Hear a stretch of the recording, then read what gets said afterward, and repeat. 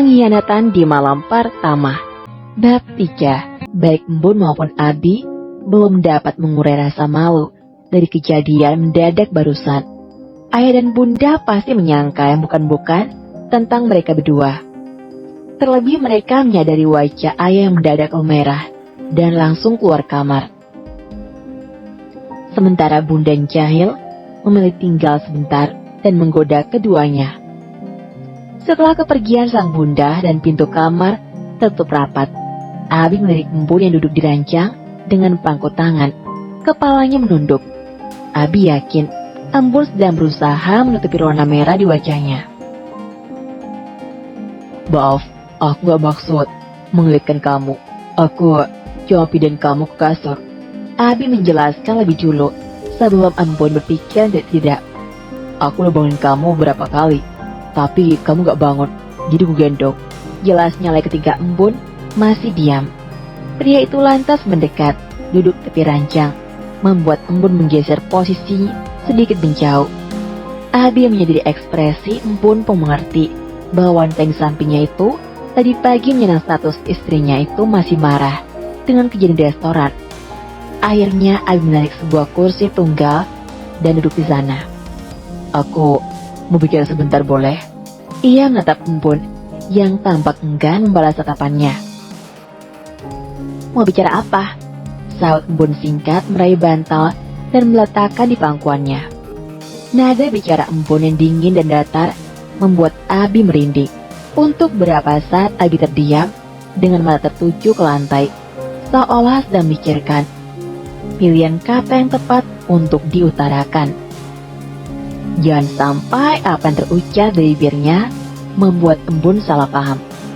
Bagaimana kalau kita buat kesepakatan? Tawarnya kemudian. Dahi Embun terlihat mengkerut saat mendengar kata kesepakatan. Ia menatap sang suami. Kesepakatan apa?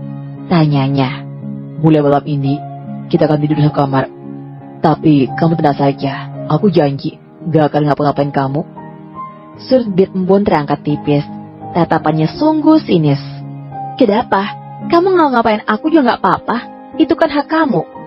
Pipi Abi seketika merah mendengar ucapan Embun. Memang benar, sebagai seorang suami yang memiliki hak mutlak atas diri Embun. Tapi Abi tak ingin memanfaatkan statusnya. Embun, mulai sekarang kamu akan tidur di ranjang dan aku di sofa. Kamu tenang saja. Sampai kita bercerai, aku gak akan menyentuh kamu. Gak akan kata fisik antar kita. Jadi kamu akan tetap utuh sebagai seorang gadis. Terang Abi. Jadi kamu pikir berjanji gak akan menyentuh aku, maka aku akan senang. Tubuh Abi kembali meremang kalau melihat Embun menarik napas dalam. Pria itu seperti kehilangan kata-kata, hingga akhirnya yang terucap hanya kata, maaf, setidaknya dengan begitu kau bisa melanjutkan hidupmu yang lebih baik setelah kita berpisah nanti. Aku juga gak mau seperti ini. Baik, kalau itu sudah menjadi keputusan kamu. Embun setuju. Ia pikir tak ada gunanya berlama-lama berdebat dengan Abi. Toh hasil tetap sama. Abi tak akan menceraikan dirinya dan melanjutkan hubungan dengan Fania. Dan Embun sadar, sesuatu yang dipaksakan tidak akan baik. Tapi, bunda tuh kepo. Kalau besok bunda tanya sama kamu, bilang saja, kita dalam pertama. Kamu ngerti kan? Kami takut bohong, mas. Lagi-lagi sorot mata Embun membuat Abi bergidik. Bukan begitu, Embun. Jawabnya ragu. Kamu kan tahu, masalah galang sudah cukup buat ayah dan ibu. Stres, aku gak mau menambah masalah mereka. Apalagi belakangan ini, kondisi ayah agak menurun. Jadi kamu menjatuhkan sebuah beban keluarga kamu di pundakku? Begitu maksudnya? Abi tak tahu lagi harus berucap apa. Setiap kalimat diucapkan, langsung dibalas Embun dengan telak. Aku benar-benar minta maaf. Aku juga gak mau menyakiti siapapun. Kamu, aku dan Fania hanya korban dari pelarian Kak Galang.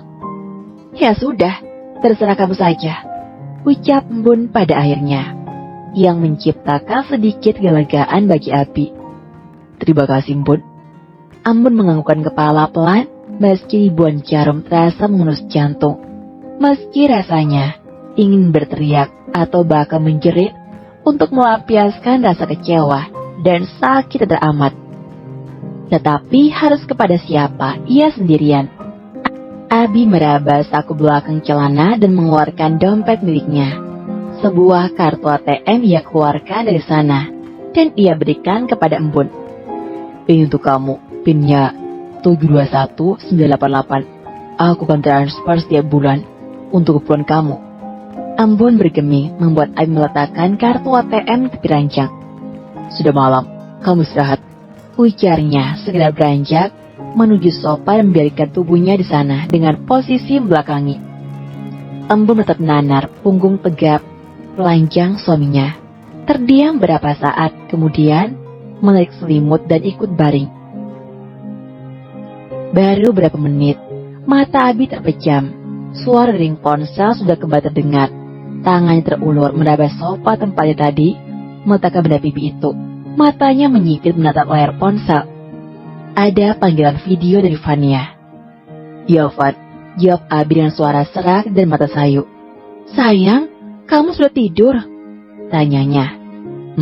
Apa sih kamu malam video call? Aku cuma memastikan kamu gak bersama Embun. Ya ampun, segitu juga kamu, Van? Abi mengembuskan napas kasar. Ia membalikkan tubuhnya menghadap ke ranjang dan mengganti kamera depan ke belakang, sehingga Fanny dapat melihat Embun yang terbaring seorang diri dan berbalut selimut tebal dengan posisi yang juga membelakangi Abi. Sudah puas? Tanya Abi setelah menunjukkan bahwa dia tidur di sofa dan Embun tidur di kasur. Vania tersenyum senang. Ya udah, ganti kamera ke depan lagi. Aku melihat kamu. Abi benar-benar dibuat kerepotan dengan tingkah pacarnya itu. Dalam keadaan menahan kantuk, ia membuka mata dan menekan simbol kamera pada layar ponsel. Vania dapat melihat wajah kasihnya yang tampak sangat lelah. Abi bahkan terlihat enggan buka mata. Kok kamu tidur gak pakai baju? Tanya Vania.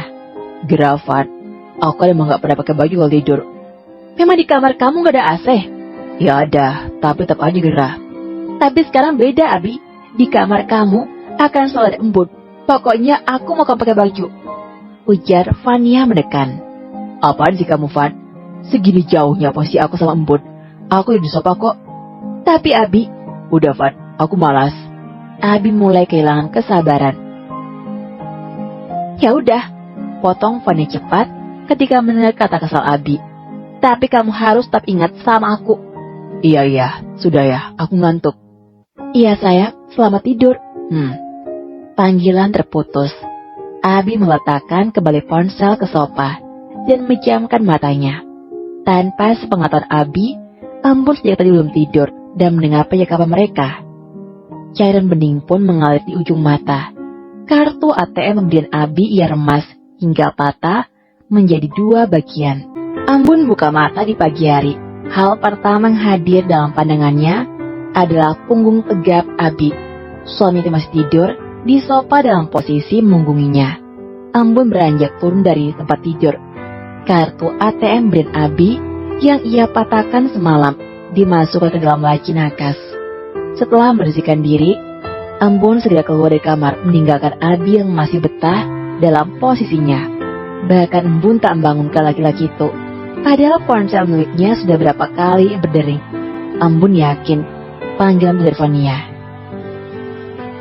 Pagi itu Embun bertekad akan beritahu mertuanya tentang perbuatan Abi yang mengayatinya di malam pertama pernikahan mereka. Ia tak mau terus menunggu sakit hati seorang diri, sementara Abi sama sekali tak peduli pada perasaannya. Kamu sudah bangun, sayang?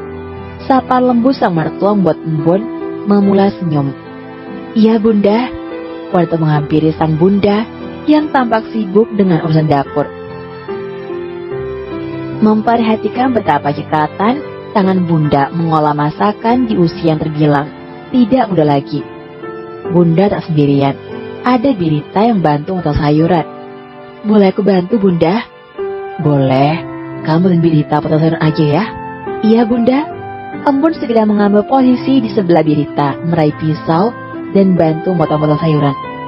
Bunda, Nanti bis masak ada sesuatu yang mau aku omongin sama Bunda. Boleh? Boleh. Soal apa? Bunda menarik embun sambil tersenyum. Namun senyuman itu meredup kala mendapati wajah sang menantu yang tampak pucat, lesu dan lelah. Belum lagi mata embun yang nampak sembab. Bunda mematikan kompor setelah bubur buatannya telah matang, lalu mendekati embun dan memastikan bahwa menantu pertama dalam keluarganya baik-baik saja.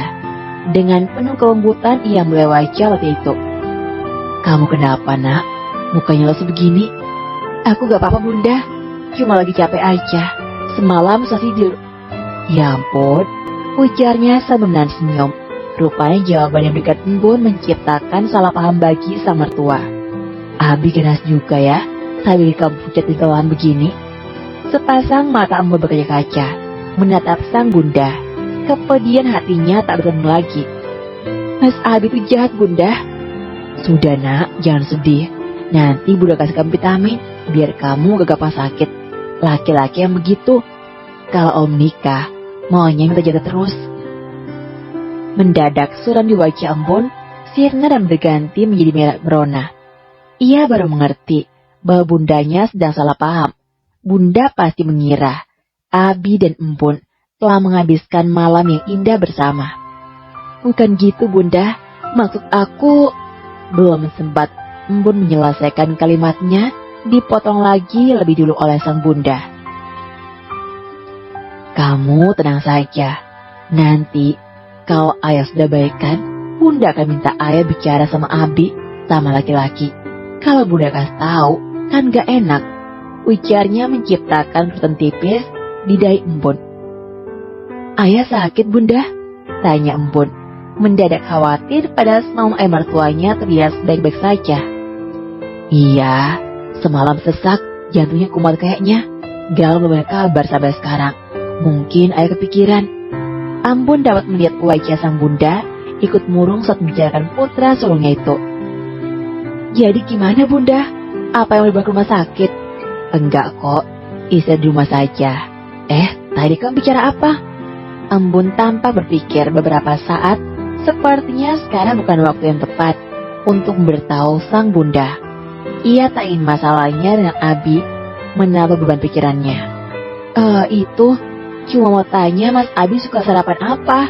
Ucapnya seraya menyeka sajaran bening yang mengendang di ujung mata. Oh, kirain Bunda penting apa? Abi itu kalau sarapan sukanya makan roti bakar. Kalau begitu aku buat dulu, Bunda.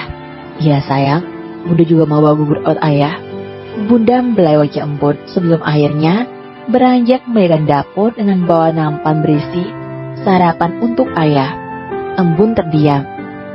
Niatnya bertahun tentang pernikahan yang sebenarnya urung ia lakukan. Embun kembali ke lantai atas setelah membantu Bunda dan Berita membuat sarapan. Begitu membuka pintu kamar, Abi tampak masih terlelap. Padahal arah jarum jam sudah melewati angka 6. Bahkan setelah Embun berganti pakaian, Abi belum juga terbangun. Kakinya pelan mendekat ke arah sang suami. Sejenak ia terdiam memandang wajah Abi. Pantas saja Fania begitu mencintai Abi sampai tak mau melepas. Abi sosok lelaki yang begitu tampan pesona. Tersadar dari lamunannya, Embun mengembuskan napas panjang. Agak ragu, ia mengulurkan tangan, menyentuh bahu suaminya dan mengguncangnya pelan. Mas, bangun, sudah pagi, bisiknya pelan. Namun tak ada reaksi apapun dari Abi. Mas, bangun.